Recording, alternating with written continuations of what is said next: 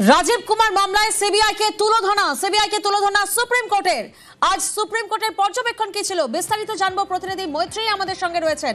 মৈত্রেয়ী, দেখো, সিবিআই তরফ থেকে করা রাজীব কুমারের বিরুদ্ধে যে মামলা সর্বোচ্চ আদালতে আজকে উঠেছিল তার একটি পার্টের আজকে শুনানি হয়েছিল এবং সেখানেই সলিসিটর জেনারেল তুষার মেহতা তাকে একাধিক প্রশ্নের মুখে পড়তে হয় যে 2019 সালে যেখানে অন্তর্বর্তীকালীন জামিন 2019 সালের অক্টোবর মাসে অন্তর্বর্তীকালীন জামিন পেয়েছেন রাজীব কুমার এবং তারপর থেকে গত 6 বছরে একদিনও কেন জিজ্ঞাসাবাদ করার বা এই মামলাটা তোলার প্রয়োজন বোধ করা হলো না এবং প্রয়োজন বোধ করলো না সিবিআই, সে নিয়ে প্রশ্নের মুখে পড়তে হয়।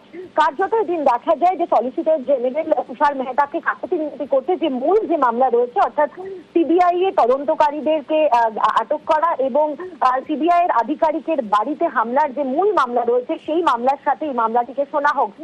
দীর্ঘক্ষণ সওয়াল জবাব করার পরে অন্যদিকে রাজীব কুমারের আইনজীবী বিশ্বজিৎ দেব তিনি স্পষ্টতই বলেন যে একদম অন্যতম দক্ষ আইপিএস অফিসার, তাকে মেলাইন করার জন্য, তাকে হ্যারাস করার জন্য এটা করা হয়েছে।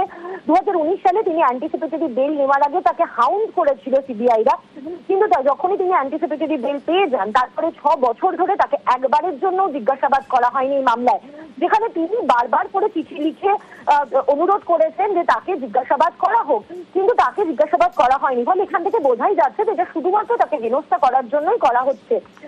তবে সলিসিটর জেনারেলের তরফ থেকে দীর্ঘক্ষণ কাকুতি মিনতি করার পর এই মামলায় শুনানি করতে রাজি হয়েছে সর্বোচ্চ আদালত এবং আগামী শুক্রবার অন টপ অফ দ্য বোর্ডে এই মামলায় শুনানি হবে। প্রিয়াঙ্কা, বেশ।